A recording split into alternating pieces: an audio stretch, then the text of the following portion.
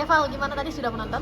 Sudah 3 kali. Oh sudah 3 kali, gimana Iya. tadi? Ini juga ditonton juga banyak fans ya, banyak teman-teman sendiri. Seperti apa sih mungkin tadi melihat antusiasme para penonton sendiri? Senang lah pastinya, senang. Ini juga memberikan warna baru pastinya buat perfilman Indonesia karena dari perspektif laki-laki gitu.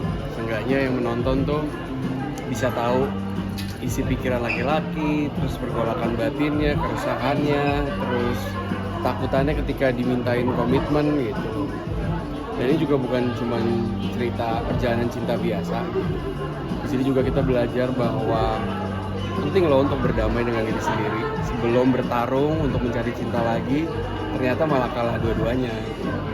Jadi nggak pelajaran juga buat kita untuk move on-nya gitu. Jangan sampai kita belum selesai dengan masa lalu tapi kita udah mencoba yang baru. Susah nggak sih mengulik karakter sosok Daku ini sendiri terkait film, karena kan dikenali dengan banyak perempuan terus banyak gagalnya, seperti apa? Oke, paling yang challenging pasti di sini selain aku kan nggak tahu apa soal penulis ya. Paling lebih nanya banyak-banyak sama Mas Hanung, terus juga kebetulan pas di Jogja bisa ketemu juga sama penulis-penulis lain. Terus Jogja Mas Agus, Mas Dodo, terus juga ada Mas Butet juga, kita ngobrol-ngobrol karena di sini juga ada mereka. Risetnya sih lebih ke situ. Tapi kalau misalnya bisa dilihat dari perjalanan hidupnya, jadi aku bang emosinya aku tuangin ya dari diri pribadi gitu, pengalaman pribadi pastinya sakit-sakitnya dulu. Belum selesai, belum move on tapi udah mulai lagi. Terus juga ada di fase sekarang dimana ada tuntutan ya untuk menikah dan lain-lain sebagai hal yang lain-lain kayak sekarang aja nggak udah nikah gitu. Jadi lumayan pressure, mungkin sedikit banyak, semoga kelihatan di film. Pak, tadi kan mungkin relate banget dengan kehidupan di dunia asli dulu. Tadi di preskon yang sempat bilang kan 5 tahun menjalani hubungan.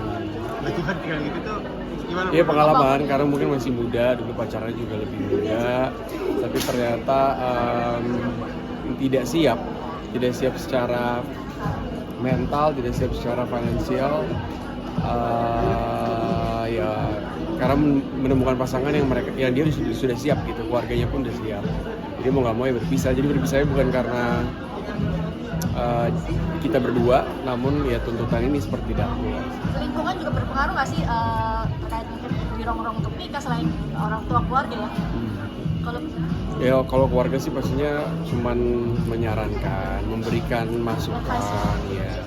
Nggak pernah sih ada yang nuntut-nuntut. Fasenya paling mereka kayak mengikhtiarkan gitu, kayak ini ada kenalan misalnya siapa, oke kita coba. Kan jodoh nggak ada yang tahu. Tapi yang membuat struggle Reval hari sampai hari ini mungkin apa sih? Yang mana nih mas? Struggle terus, itu namanya juga manusia, pasti ada aja ujiannya.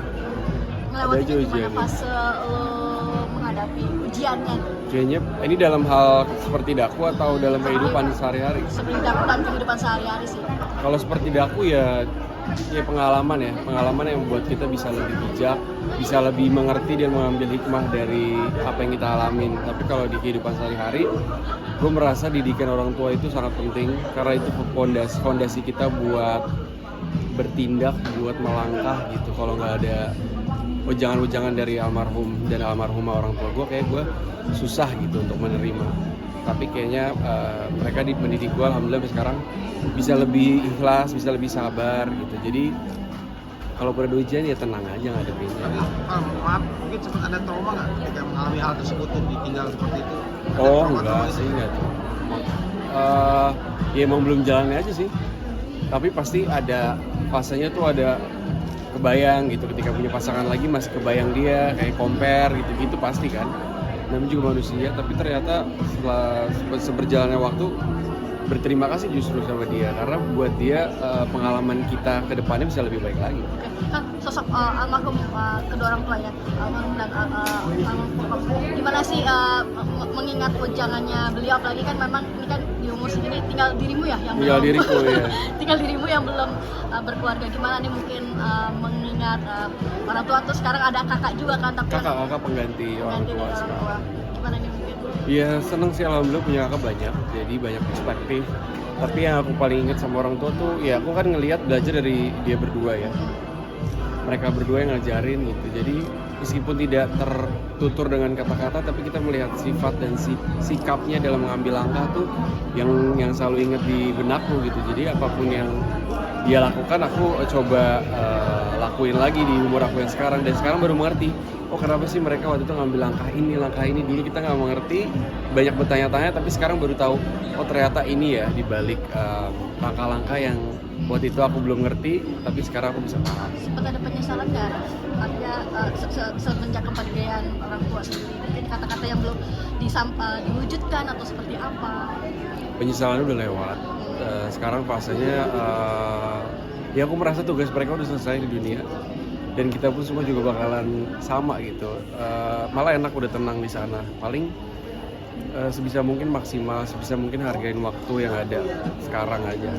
Waktu yang paling penting. Be present aja nih, diri kita nih harus jangan sampai banyaknya proses yang terjadi dalam hidup tuh kita suka tidak menghargai sekeliling gitu. Justru semakin sibuk ya lo, tapi tetap quality time sama keluarga, keponakan, segala macam gitu ya. Itu penting. Terima kasih banget.